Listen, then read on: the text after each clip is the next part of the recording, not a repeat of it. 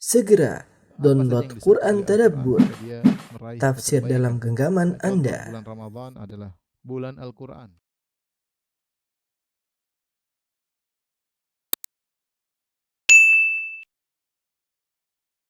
Bismillahirrahmanirrahim. Assalamualaikum warahmatullahi wabarakatuh. Alhamdulillahi ala ihsani wa syukru lahu ala taufiqihi wa amtinani wa asyhadu an la ilaha illallah wahdahu la syarika lahu ta'ziman li sya'nih wa asyhadu anna Muhammadan abduhu wa rasuluhu da'ila ridwani. Allahumma shalli alaihi wa ala alihi wa ashabihi wa ikhwani.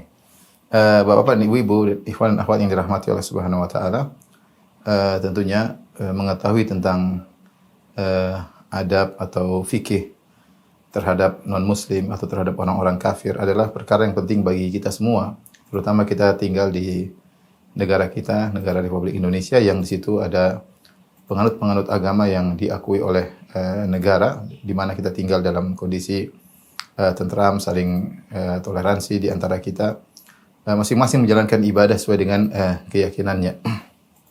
Dan demikian juga secara otomatis maka dalam banyak interaksi kita akan berinteraksi dengan non muslim, ya, seperti dalam pekerjaan, ya, dalam bertetangga, ya, dan sering kita akan berinteraksi dengan mereka. Tentunya kita harus paham tentang bagaimana cara bermuamalah dengan mereka.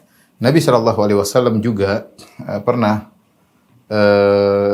mengalami kondisi seperti ini ketika Nabi SAW pertama kali berhijrah dari kota Mekah menuju kota Madinah, di mana Nabi SAW mendapati ketika itu di kota Madinah ada 3 komunitas, ya. Komunitas pertama adalah komunitas kaum muslimin. Yang kaum muslimin tersebut yaitu para sahabat, yaitu kaum Ansar. Yang kaum Ansar adalah berasal dari suku Al-Aus dan suku Al-Khazraj, penduduk asli kota Madinah yang masuk Islam. Disertai dengan orang-orang muhajirin yang kemudian bergabung dengan kaum Ansar, maka mereka adalah komunitas kaum muslimin. Ternyata juga di kota Madinah ada komunitas kaum musyrikin. Siapakah komunitas kaum musyrikin? Yaitu adalah suku Al-Aus dan suku Al-Khazraj yang belum masuk Islam, yang dipimpin oleh Abdullah bin Ubay bin Salul. Mereka belum masuk Islam ketika itu. Mereka masih kemusyrikin.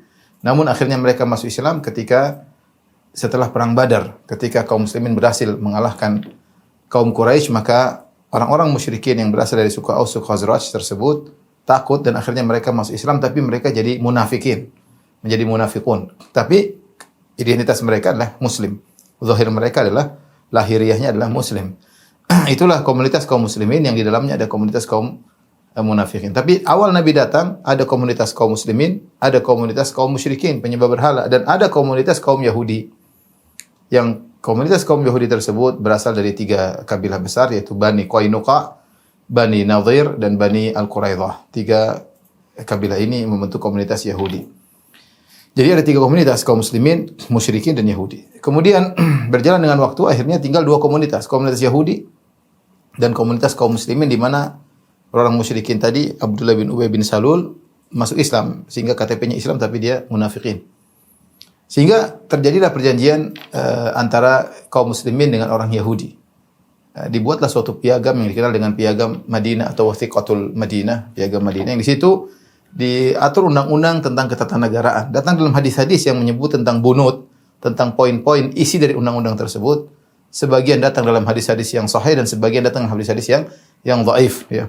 Di antara poin-poin perjanjian antara kaum muslimin dengan orang Yahudi dalam piagam Madinah tersebut, di antaranya walil yahudi dinuhum walil muslimina dinuhum. Bagi kaum Yahudi di agama mereka, dan bagi kaum muslimin agama mereka. Itu masing-masing menjalankan agamanya. Kemudian wajib bagi seluruh penduduk negeri Madinah, baik Yahudi maupun muslimin, untuk berpartisipasi dalam bekerja sama untuk menolak musuh. Artinya ada perjanjian kalau musuh datang maka mereka harus kerja sama sebagai warga negara penduduk kota Madinah untuk membela negeri untuk melawan musuh yang datang. Artinya interaksi Nabi dengan non-muslim sudah ada, ya, sudah ada. Makanya datang dalam hadis Rasulullah SAW juga ada yang Rasulullah mengadakan jual beli dengan orang Yahudi. Rasulullah SAW juga bahkan ketika meninggal dunia menggadaikan baju perangnya kepada seorang Yahudi untuk berhutang uang untuk membeli gandum atau makanan bagi istri-istrinya, ya. Demikian juga Rasulullah SAW pernah punya pembantu dari Yahudi, ya. Dan demikian ya, demikian juga sebagian sahabat sempat ada yang menikah dengan wanita ahlul kitab dari kalangan Yahudi. Intinya terjadi interaksi ya. Dan oleh karenanya kita perlu tahu bagaimana interaksi yang tepat atau adab-adab yang tepat yang bisa kita lakukan terhadap kaum non-muslim, apalagi mereka tinggal bersama kita, terkadang bertetangga dengan kita atau paling tidak bekerja dengan kita dalam perusahaan, dalam rumah sakit misalnya, ada muslim, ada non-muslim. Taib. Bapak dan Ibu yang dirahmati Allah Subhanahu wa taala, orang-orang kafir ada dua model ya. Ada dua model. Yang pertama adalah orang-orang kafir yang darah dan hartanya halal. Hartanya halal. Itu boleh dibunuh. Ketika kita sebut darahnya halal, maksudnya boleh dibunuh dan boleh dirampas hartanya, karena halal bukan haram, dirampas hartanya. Siapa mereka ini? Mereka ini adalah kafir harbi, disebut dengan kafirun harbi, kafir harbi, yaitu kafir yang sedang berperang dengan kita ya, kafir yang berperang melawan kita. Melawan kita kaum muslimin. Logikanya sederhana. Kalau kita tidak membunuh dia, kita yang dibunuh ya, karena dia memerang untuk membunuh kita, merebut negeri kita, untuk mengambil harta kita, ya dia lakukan. Ya, kafir harbi seperti para penjajah kalau zaman dahulu ya. Artinya datang menyerang atau kita berperang dengan dia, dengan kondisi dia pun menghalalkan darah dan harta kita. Dia pun menghalalkan darah dan kita, maka kalau kita tidak membunuhnya, kita akan dibunuh. Seperti ini tidak ada masalah kita membunuhnya karena memang kondisi perang. Kondisi perang ya. Artinya apa? Kalau kita tidak membunuh,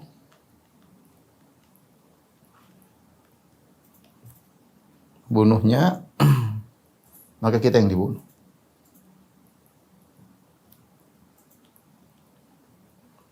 Ini kafir model pertama. Kafir model kedua adalah orang-orang kafir yang darah dan hartanya haram. Artinya tidak boleh dibunuh,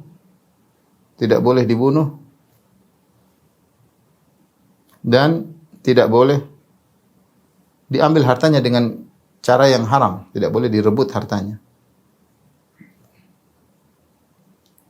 Ini saya perlu menjelaskan ini karena kafir tidak satu macam. Ya. Ini ada 3 model.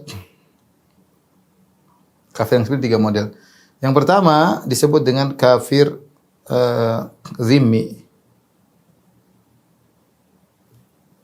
Kafir zimmi. Kafir zimmi adalah orang kafir yang tinggal di bawah kekuasaan kaum muslimin, di bawah kekuasaan negara Islam. Dahulu ada seperti kafir zimmi, ditinggal di zaman Khulafa ar-Rasyidin, di zaman Abu Bakar, zaman Umar, zaman Utsman, zaman Ali, dan di zaman para khulafa. Ya, mereka tinggal dan mereka diwajibkan untuk bayar jizyah. Jizyah itu semacam uang atau upeti yang harus dibayarkan sebagai bentuk ketundukan kepada negeri tersebut, namun mereka tidak kena zakat. Sehingga dengan bayar upeti tersebut, kadarnya ditentukan berdasarkan kaya dan miskinnya kafir zimmi tersebut. Sehingga mereka mendapatkan keleluasaan, mereka bisa berdagang, mereka bisa bekerja, dan darah dan harta mereka haram. Ya, namun tentunya ada timbal balik, mereka bayar, mereka ada pengamanan. Dan mereka ada pelayanan dari negara Islam. Dan bukan cuma mereka yang diambil hartanya. Orang-orang muslim juga diambil melalui zakat. Melalui zakat dengan juga sama ada aturannya. Ya, tapi artinya kafir zimmi ini bayar jizyah. Ya. Bayar jizyah. Kafir yang kedua, ini juga tidak boleh dibunuh, adalah kafir mu'ahad. Kafir mu'ahad. Siapa mereka ini? Mereka adalah orang kafir yang punya perjanjian damai. Kafir yang negaranya punya perjanjian damai dengan negara kita.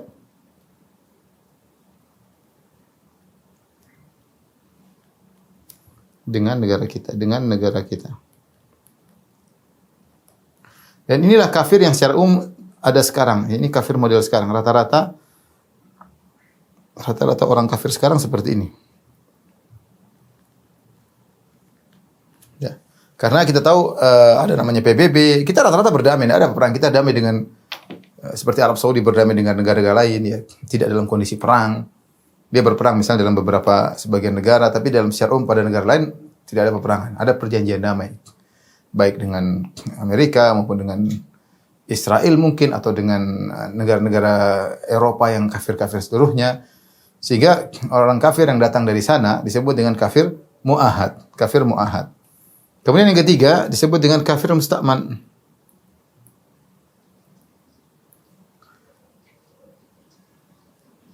Kafir musta'man. Yaitu orang kafir yang mendapat pengamanan. Orang kafir dari negeri yang sedang berperang, tapi dapat jaminan keamanan.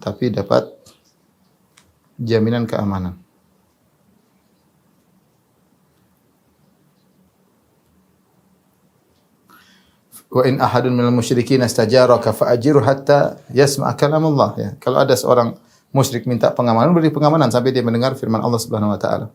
Dia mendapat jaminan keamanan. Meskipun kita sedang berperang dengan mereka. Contohnya delegasi utusan dari negara tersebut, intinya dia masuk dengan pengamanan. Tiga model orang kafir ini tidak boleh dibunuh. Siapa yang membunuhnya maka dosa besar.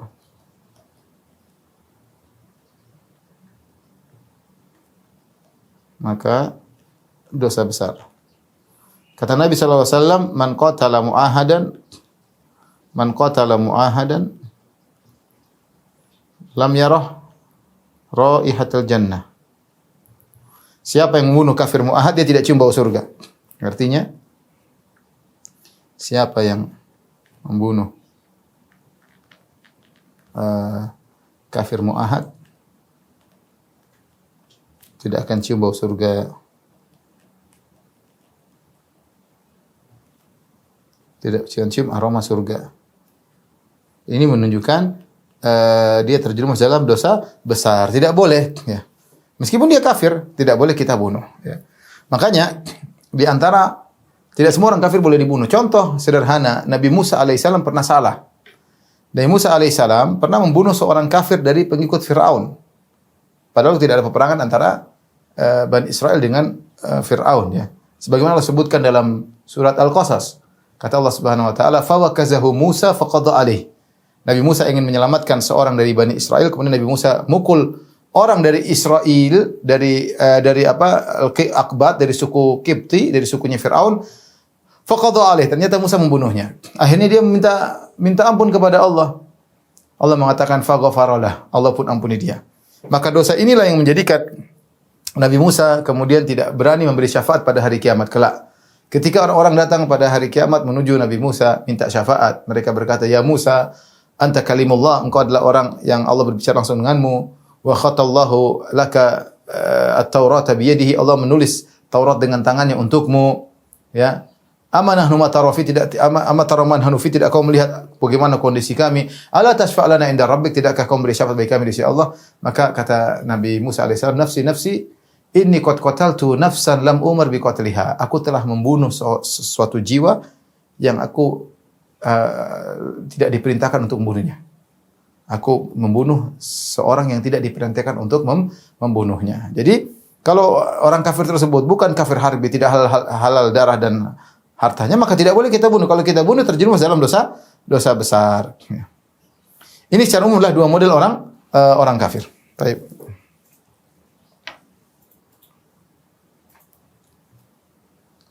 Kemudian kondisi khusus juga, orang kafir juga bisa diklasifikasi dari masalah ahlul kitab atau bukan. Klasifikasi lain.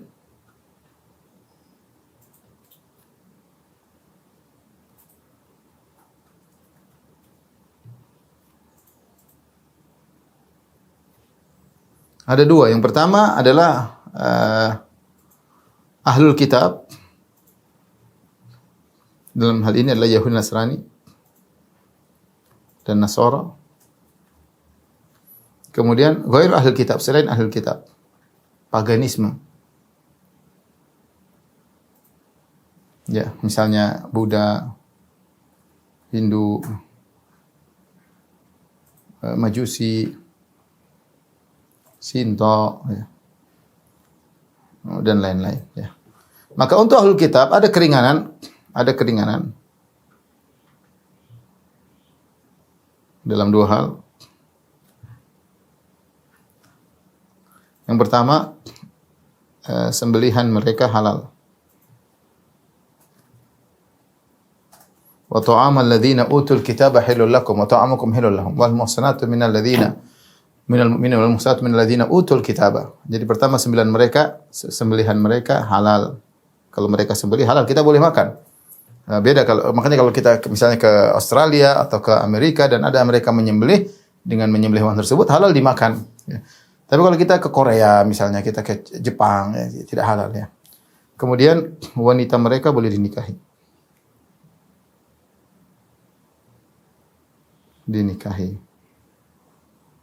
Wal muhsanatu minal ladzina utul kitaba min qablikum. Dan wanita-wanita yang menjaga diri dari ahlul kitab boleh dinikahi dengan syarat bukan wanita yang jaga diri dan bukan wanita pezina.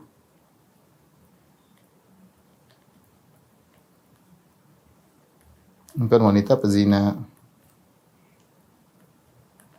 Tapi adapun kalau selain dari ahlul kitab maka haram sembelihannya. Jadi kalau makan di orang Korea yang ya boleh makan nasinya boleh, telur rebus boleh, tapi kalau ayam nggak boleh, sembelihan mereka nggak boleh, ayam, kambing nggak boleh. Kalau ikan boleh, ikan kan nggak perlu disembelih. Kemudian wanita mereka juga haram, mereka haram dinikahi. Baik, ini klasifikasi berbeda ya. Orang kafir ada dua model, ahlul kitab punya keringanan dan selain ahlul kitab tidak boleh ya. Tapi berikutnya sekarang kita bahas ayat yang menyebut tentang perintah Allah atau jalan Allah berbuat baik. Ayat tentang anjuran berbuat baik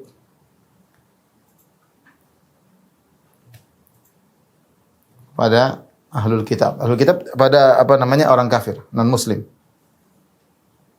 Orang-orang kafir tentunya tadi yang bukan kafir harbi, orang-orang kafir. Dalam surat Al-Mumtahanah ya. Surat Al-Mumtahanah. Saya lupa ayatnya nomor berapa, sebentar.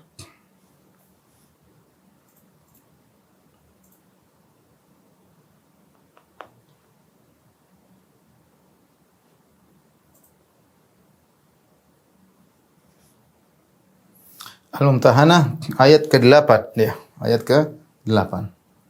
Allah Subhanahu wa taala berfirman, "La yanhakumullahu 'anil ladzina lam yuqatilukum fid din." Allah tidak melarang pada kalian terhadap orang-orang yang tidak menyerang kalian dalam agama kalian, "Walam yukhrijukum min diyarikum."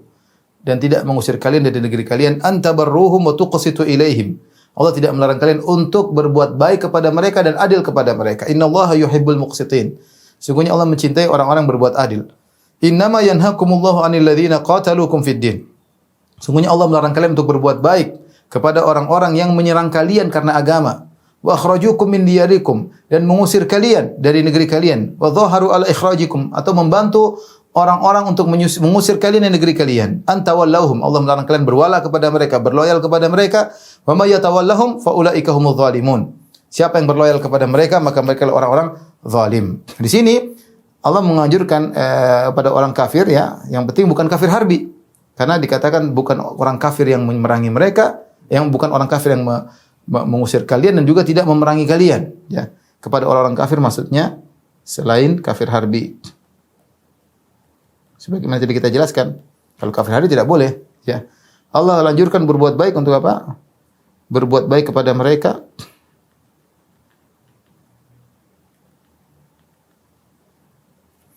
Kemudian antabarruhum wa tuqsitu ilaihim.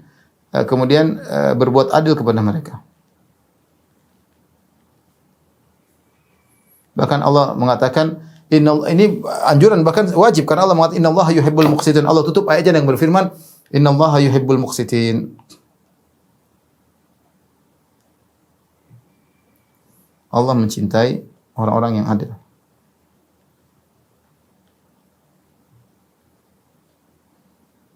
Baik, ayatnya jelas Allah suruh berbuat baik, berbuat baik. Baik sini umum.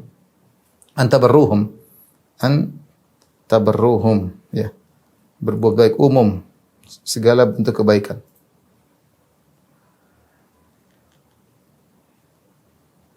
Nah, sekarang kita akan masuk dalam perincian, ya. Apa sih praktik nyata tentang kebaikan-kebaikan tersebut yang kita akan bahas insyaallah pada kesempatan kali ini, ya. Baik. Apa saja kebaikan-kebaikan? Sudah. Apa saja kebaikan-kebaikan yang mungkin kita lakukan terhadap mereka? Ya. Contoh-contoh kebaikan.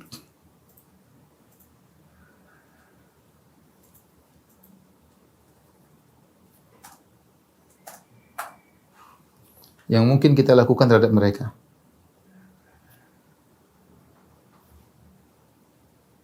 Terhadap orang kafir, ya. Di antaranya, misalnya, ya,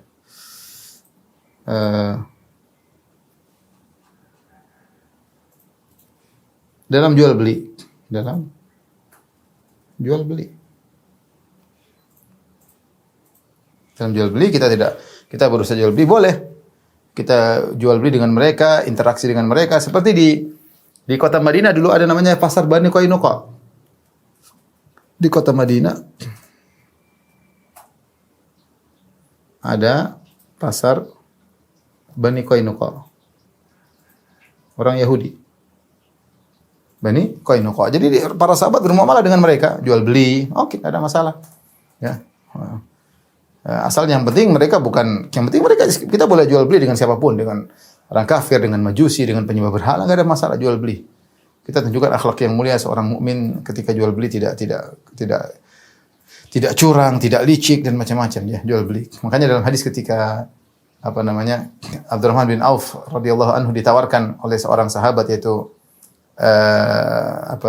untuk menikah dengan istrinya dan diberikan sebagian hartanya, ya, Anas bin Rabi, maka dia berkata kata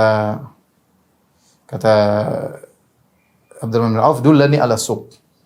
Tunjukkanlah kepadaku pasar. Itu pasar Bani Qainuqa. Kemudian dia berjualan, akhirnya dapat untung, akhirnya dia menikah dengan uangnya sendiri. Kemudian di antara kebaikan yang mungkin kita lakukan adalah menerima hadiah menerima hadiah.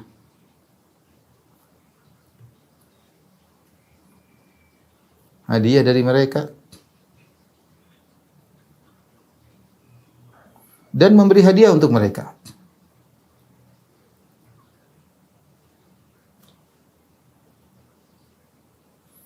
Dalilnya banyak. Rasulullah SAW, dalilnya, di antaranya Rasulullah SAW, Nabi menerima hadiah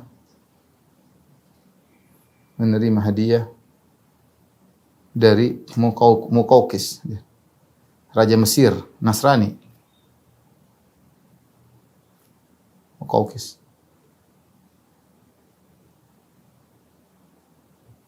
Kemudian Nabi menerima hadiah dari wanita Yahudi. Dari wanita Yahudi. Ternyata isinya racun, tapi Rasulullah terima. Dia dikasih kambing, dikasih beri Nabi makan, ternyata isinya racun. Ya. Selain menerima hadiah, boleh memberi juga. Nabi memberi hadiah, memberi bajunya kepada Abdullah bin Ubay bin Salul.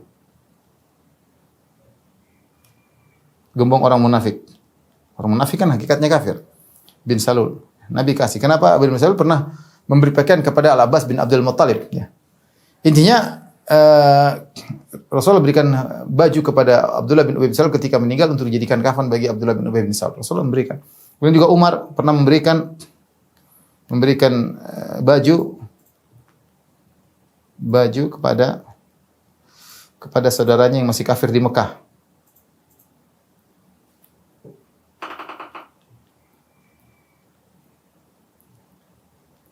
Maka tidak mengapa kalau ada orang kafir kasih kita hadiah, kita kasih juga hadiah, enggak ada masalah.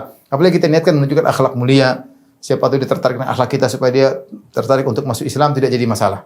Kalau di kantor ada yang kasih hadiah, kita kasih hadiah juga enggak ada masalah. Ya, misal dia undang kita makan, selama makannya halal, kita datang, kita juga undang dia makan. Tunjukkan akhlak mulia kepada dia.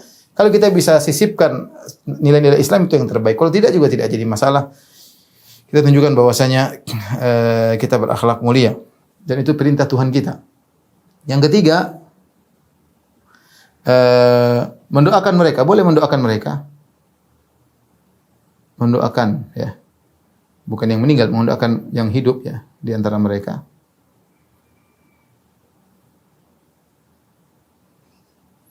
Dengan taufik,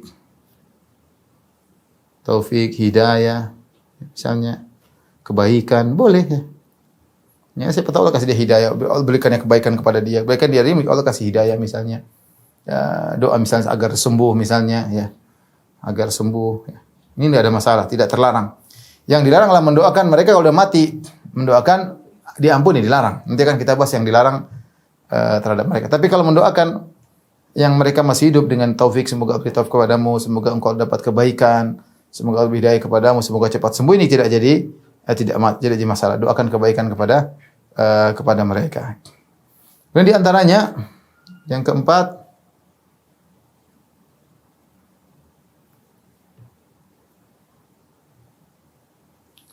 memanggil mereka dengan kedudukan mereka, memanggil mereka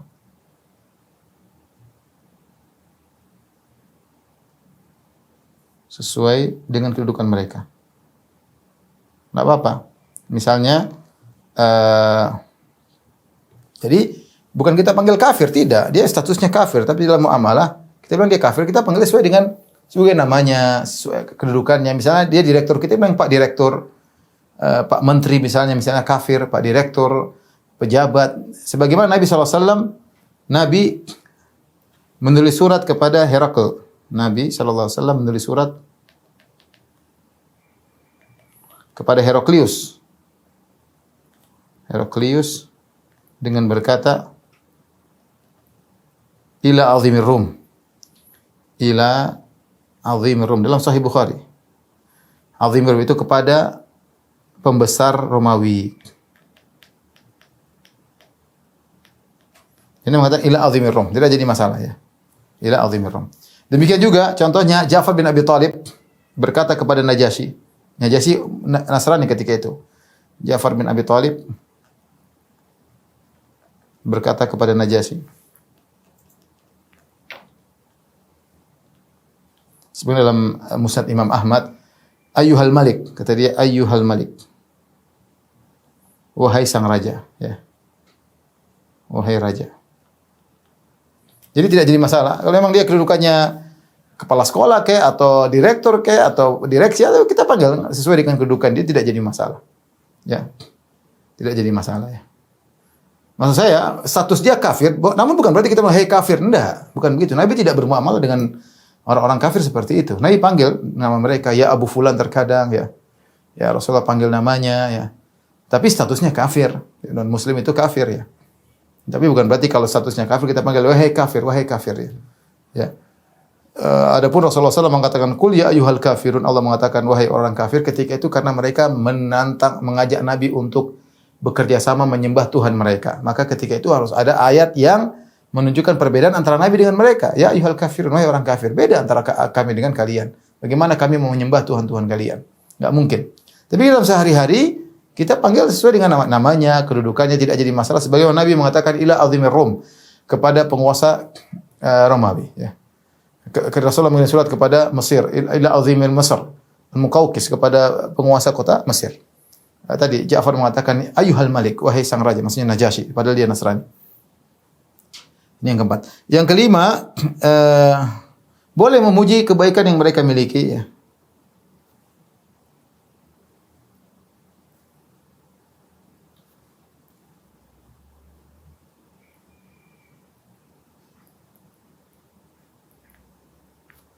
Yang mereka miliki kalau ada maslahatnya. Boleh. Jika ada maslahatnya. Kita bilang, Masya Allah, engkau jujur, Masya Allah, engkau kerjanya bagus. Tidak ada masalah, apalagi dalam perkantoran. Ya, kita akui kalau dia baik, kita kasih misalnya penghargaan, oke, tidak ada masalah. Dia karena duniawi, tidak jadi masalah. Kita boleh memuji prestasi mereka yang baik. Berikutnya, yang keenam,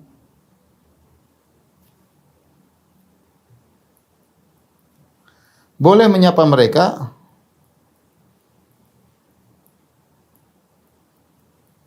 dengan sapaan-sapaan selain Assalamualaikum, selain Assalamualaikum. Boleh. Tidak boleh kita mulai nanti kita akan bahas yang dilarang. Tidak boleh kita memulai dengan Assalamualaikum, enggak boleh. Tapi kalau selain itu kita boleh. Contohnya kita mengatakan selamat pagi misalnya. Selamat pagi, ini boleh. Selamat datang, marhaban, boleh. Disebut oleh para ulama, selamat datang, welcome, marhaban ya. Kemudian misalnya sehat Pak, gimana sehat ya, gitu. Misalnya boleh. Sapaan-sapaan boleh. Misalnya ini semua diperbolehkan, sapaan-sapaan yang baik, yang bukan Assalamualaikum. Assalamualaikum adalah khusus buat kaum muslimin. Ya, dan itu ada doa keselamatan dari neraka, sementara orang kafir tidak selamat. Ya. Kemudian tidak mengganggu mereka. Ketujuh, tidak mengganggu mereka.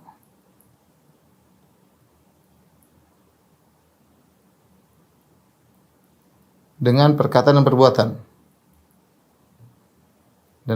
Tidak boleh. Dalam hadis kata Rasulullah SAW, "Ala man dzalama mu'ahadan." Ya. Aw intaqasahu. Aw akhadha malaha bighairi tibi nafsihi. Fa nahjiju yaumal qiyamah. Atau kama qala Nabi sallallahu alaihi wasallam. Nabi sallallahu alaihi wasallam, ketahuilah siapa yang menzalimi muahad. Ada orang kafir muahad. Tadi orang kafir muahad termasuk orang yang tidak boleh tidak halal darahnya, tidak halal hartanya. Kalau ada yang menzalimi muahad, ya. Atau intaqasahu, atau merendahkan dia, ya. Atau kallafahu fawqa taqatihi, atau memberi dia pekerjaan keluar dari kemampuannya, mentang-mentang kita bos, ini orang kafir pekerja kita bebani dengan berat lebih daripada kemampuannya, tidak seperti yang lainnya. Atau akhadha malahu bighairi tibi nafsin, atau mengambil hartanya tanpa dia ridha, tanpa orang kafir ridha, fa anahji yaumil qiyamah, aku akan berhadapan dengan dia pada hari kiamat. Ancaman Rasulullah, jangan ya. Menunjukkan Rasulullah ingin orang muslim adil, ya. Innallaha yuhibbul muqsitin, Allah suka orang yang adil, bahkan terhadap orang muslim, terhadap orang kafir. Kafir muahad meskipun dia masuk neraka kalau mati, tapi tidak boleh dia hidup kemudian mentang-mentang dia masuk neraka kemudian kita zalimi, enggak boleh. Rasulullah SAW melarang. Ya, tidak boleh kita menzalimi orang kafir, tidak boleh. Alaman dalam ahad, siapa yang menzalimi orang kafir atau merendahkannya atau memberi dia di luar kemampuannya atau mengambil hartanya tanpa keridhaannya, aku akan berhadapan dengan dia pada hari kiamat kelak. Maka tidak boleh kita mengganggu orang kafir dengan alasan dia kafir, kita zalimi, ya, tidak boleh. Kemudian yang kedelapan,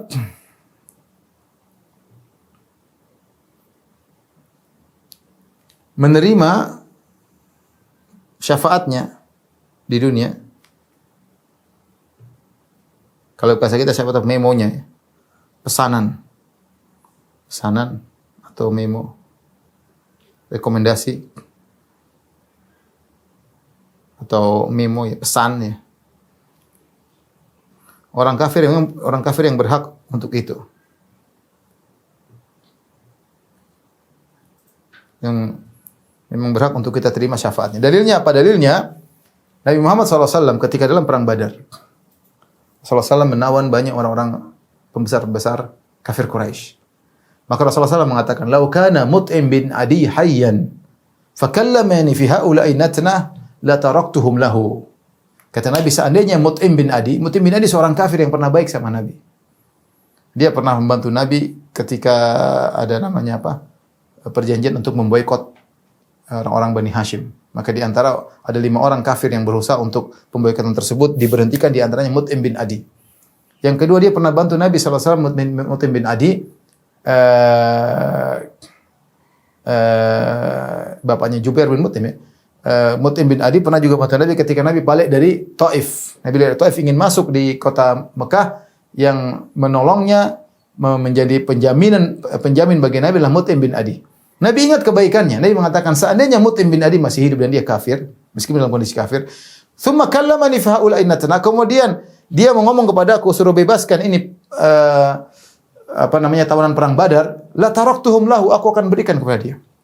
Artinya ini boleh, ada orang kafir dia baik, dia punya jasa sama kita. Kemudian dia ngomong, misalnya dia mengatakan, Firanda tolong bantu teman saya. Kalau dia punya jasa sama kita, kita disuruh berbuat baik. Kalau apalagi orang pernah baik sama kita. Orang yang tidak baik sama kita berbuat baik, apalagi yang pernah berbuat baik kepada kita. Nabi ingat jasanya Mut'im bin Adi meskipun dia kafir. Meskipun dia kafir. Ya, ini boleh-boleh saja. Kemudian yang 9,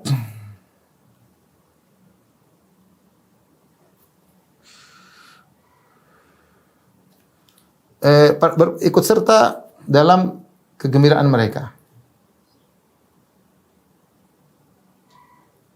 Gembira dalam kegembiraan mereka. Ini boleh-boleh. Perkara duniawi, bukan perkara agama. Perkara ini misalnya anak ada yang baru lahir, kita, masya Allah, alhamdulillah anak baru, semoga dapat petunjuk, semoga dapat taufik, semoga Allah beri kebaikan, boleh. Anaknya lahir, kita ikut gembira. Dia naik pangkat teman kita bilang semoga kamu bisa menjalankan tugas dengan baik, amanah dari Tuhan. Misalnya kita begitu, kata-kata yang umum. Kita bukan bukan mendukung agamanya, tidak. Tapi ini perkara duniawi, tidak jadi masalah. Ini seperti kita ikut gembira dengan kegembiraan yang dia rasakan. Misalnya dia berhasil, dia baru sembuh dari penyakit, dia naik pangkat atau dia lulus ujian, boleh. Ini tidak jadi masalah. Yang terakhir yang ke-10,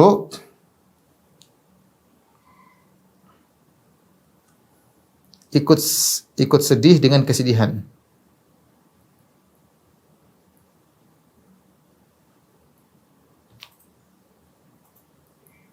Ikut sedih dengan kesedihan mereka, ya. Tentunya selama tidak ada kata-kata yang dilarang dalam syariat. Kalau dia sedih, saya ikut sedih dengan kesedihanmu, boleh, nggak ada masalah.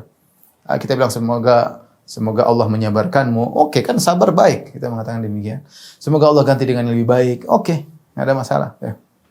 Tidak ada masalah. Ini semua hal yang diperbolehkan muamalah kita dengan orang-orang kafir. Ya. Tapi ini 10 poin. Saya ingin sampaikan juga bahwasanya kerabat kita kalau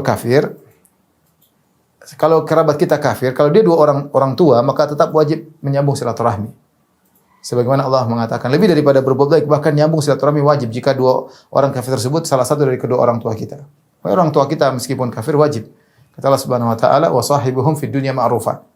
Ya, bergaulah mereka dengan baik di dunia. Tapi kalau orang kafir tersebut kerabat kita dan bukan bukan kedua orang tua, seperti kita punya adik kafir, kita punya kakak kafir, kita punya om kafir, kita punya tante kafir, maka dianjurkan, mustahab, disunahkan kita berbuat baik sama mereka. Karena Rasulullah SAW pernah berkata kepada orang kafir Quraisy, kata Rasulullah SAW, "Anqidhu anfusakum, la ughni ankum minallahi syai'a." Wahai orang Quraisy, wahai orang Quraisy, wahai Bani Hashim, wahai paman-pamanku, selamatkan diri kalian. Aku tidak bisa menyelamatkan kalian dari azab Allah Subhanahu wa taala. Walakin lahum rahim sa'abuluha bibalaliha. Atau kama qala Nabi sallallahu alaihi wasallam, tapi walakinni lakum rahim sa'abuluha bibalaliha. Atau kama qala Nabi sallallahu alaihi wasallam, tapi antar aku dengan kalian ada rahim dan aku akan membasahinya. Artinya aku akan menyambung silaturahmi meskipun kalian kafir. Allah mengatakan dalil bahwasanya menyambung silaturahmi kepada kerabat kita meskipun kafir dianjurkan, tapi tidak sampai pada derajat wajib. Wajib itu kalau kedua orang tua kita. Meskipun kafir, wajib kita menyambung silaturahmi selama mereka masih hidup. Baik, sudah sudah. Terakhir kita bahas tentang hal-hal yang dilarang muamalah dengan orang kafir. Kalau tadi dibolehkan, ini hal-hal yang dilarang.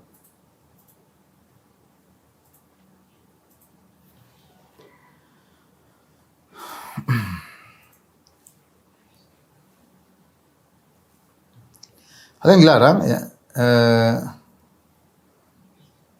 di antaranya misalnya, nomor 1 misalnya adalah dilarang wanita muslimah menikah dengan lelaki kafir. Nggak boleh, meskipun Yahudi Nasrani nggak boleh. Jadi yang boleh kita lelaki menikah dengan wanita Yahudi atau wanita Nasrani. Ada wanita muslimah tidak boleh menikah dengan lelaki kafir. La tumsiku bi asomil kawafir. Allah dilarang wanita muslimah menikah dengan lelaki kafir ya. Karena lelaki dia yang berkuasa di rumah. Kalau wanita muslimah tersebut suaminya kafir bisa jadi dia ikut Nasrani. Demikian kalau punya anak, anaknya tidak bisa dia kuasai, anaknya ikut bapaknya, itu berbahaya. Lain halnya kalau lelakinya muslim, wanitanya Nasrani atau Yahudi, dia bisa saja masuk Islam atau dia punya anak bisa tidak ikut ibunya karena yang berkuasa di rumah tangga adalah lelaki ya. Dilarang wanita muslim menikah dengan lelaki kafir. Cuma dilarang juga ya. Dilarang memulai salam, mengucapkan assalamualaikum kepada orang kafir. Enggak boleh. Kata Nabi sallallahu alaihi wasallam, la tabda'ul yahuda wan nasara bis salam. Jangan kalian mendahului mengucapkan assalamualaikum kepada Yahudi Nasrani. Ini pertama ini adalah syiar orang Islam ya, dan itu doa keselamatan dari neraka dan mereka tidak selamat. Tapi kalau mereka yang mengucapkan di luar, assalamualaikum, kita boleh jawab waalaikumsalam, enggak ada masalah. Tapi jangan mendahului mengucapkan assalamualaikum kepada mereka, kata Nabi sallallahu alaihi wasallam. Tapi kalau di depan kita ada misalnya kita direktur, ada orang kafir, ada orang Islam, kita ucapkan assalamualaikum enggak apa-apa dengan niat assalamualaikum ini untuk orang-orang Islam ya. Enggak ada masalah ya. Tapi kalau mereka ucapkan misalnya assalamualaikum, kita jawab waalaikumsalam, enggak ada masalah ya. Tapi kita tidak memulai. Yang tadi dilarang ikut gembira dalam acara-acara keagamaan atau acara-acara maksiat. Tidak boleh. Mereka punya acara-acara maksiat. Mereka ada joget-joget. Mereka ada dangdutan. Misalnya mereka musik jazz, minum khamar, nggak boleh ikut. Kita nggak boleh ikut serta dalam acara kemaksiatan. Demikian juga apalagi acara keagamaan seperti acara kesyirikan. Ya, karena kalau kita ikut serta berarti kita mendukung acara kesyirikan tersebut. Mereka semakin pede karena orang Muslim ikut serta dalam acara mereka, ikut mengucapkan selamat ya atas acara agama mereka. Jadi mereka semakin pede dan mereka semakin yakin dengan agama mereka. Nah, kapan kita mau mendakwakan tauhid kepada mereka? Kalau kita saja gembira dengan acara kesyirikan mereka, ya ikut serta menyatakan gembira dengan acara kesyirikan mereka, ini dilarang. Demikian juga baik acara-acara keagamaan maupun acara-acara maksiat. Kemudian di antaranya keempat, dilarang mendoakan ampunan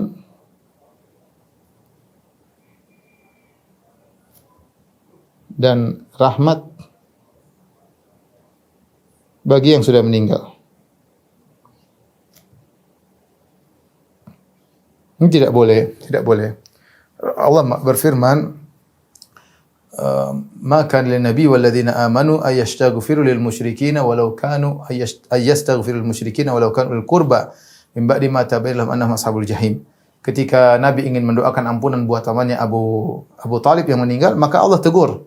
Kata Allah, tidak pantas bagi Nabi dan orang-orang yang beriman untuk mohon ampunan bagi orang musyrikin meskipun adalah karib kerabat mereka. Tidak boleh, Allah larang. Mereka sudah meninggal, selesai urusan. Bahkan kepada kedua orang tua. Tadi saya katakan bahwasanya kalau kita punya orang tua kafir, tetap wajib kita berbakti kepadanya selama dia hidup. Kalau sudah meninggal udah enggak ada.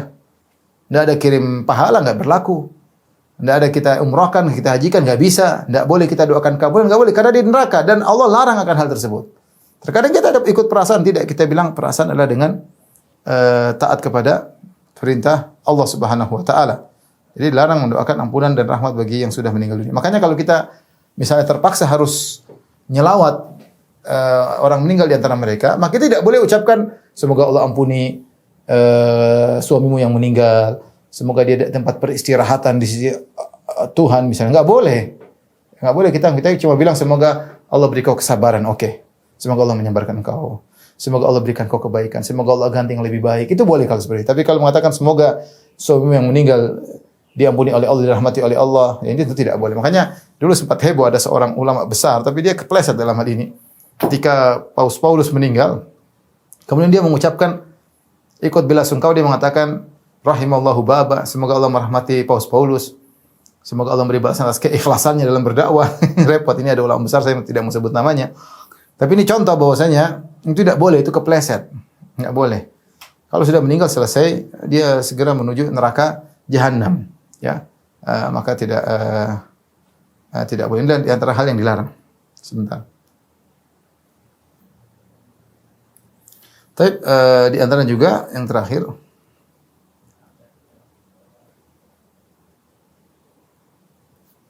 tidak ada waris mewaris antara mukmin dan kafir.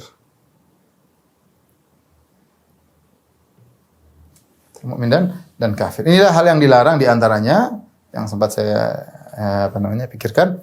Ini larang kita bermuamalah dengan mereka. Selain itu boleh dan kita tunjukkan akhlak yang mulia. Lihat Nabi sallallahu alaihi wasallam ketika kana gulamun yahudiyun yakhdimun Nabi sallallahu alaihi wasallam, ada seorang anak muda remaja yang pernah menjadi pembantu Nabi sallallahu alaihi wasallam. Kemudian dia sakit. Maka Nabi sallallahu alaihi wasallam datang menjenguknya, subhanallah. Jadi lihat bagaimana kepala negara Nabi sallallahu alaihi wasallam menjenguk pembantu. Karena pembantu ini pernah bekerja sama Nabi. Bagaimana akhlak mulia Nabi kepada orang kafir ini. Dan Nabi berkesempatan untuk mendakwahinya. Kata Nabi, "Aslim, masuklah engkau Islam." Fanadhara ila abi, kemudian lihat kepada ayahnya. Jadi minta Islam, boleh masuk Islam. Kata ayahnya, "Ati Abul Qasim, silakan ikuti si Abul Qasim." Maksudnya Muhammad SAW. Maka dia pun mengucap asyhadu alla ilaha illallah asyhadu anna Rasulullah. Kemudian dia meninggal dunia. Ya. Tapi intinya Rasulullah SAW berbuat baik kepadanya. Dan para ulama juga sepakat boleh membantu orang kafir. Ya, kasih sedekah itu juga dapat pahala. Meskipun orang mukmin tentu lebih utama. Allah berfirman, "Yut'imuna ta'ama ala hubbihi miskinan wa yatiman wa asira." Dan mereka memberikan makanan kepada anak yatim, orang miskin, asir. Asir itu maksudnya tawanan, meskipun dia kafir. Boleh kita kasih bantuan kepada tawanan, kita beri bantuan. Ini menunjukkan bagaimana Islam agama yang sempurna mengajarkan perilaku akhlak yang mulia bahkan kepada orang berbeda dengan agama kita. Tapi di sana aturan-aturan tidak boleh kita langgar, ya. Seperti tadi aturan-aturan yang saya sebutkan. Wallahu ta'ala bisawab, demikian saja. Kurang bisa, maaf. Wabillahi taufiq wal hidayah. Assalamualaikum warahmatullahi wabarakatuh.